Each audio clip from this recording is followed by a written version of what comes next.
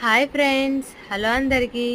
Last షాట్లో చూపించాను కదా, గోరింటాకైతే కోసుకున్నాను. దాన్నైతే ఇప్పుడు బాగా దంచుకుంటున్నాను.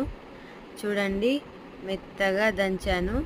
దంచేటప్పుడే నా చేయి చూడండి ఎంత ఎర్రగా పడిందో గోరింటాక్కి. దంచిన తర్వాత మా పాపకైతే పెడుతున్నాను.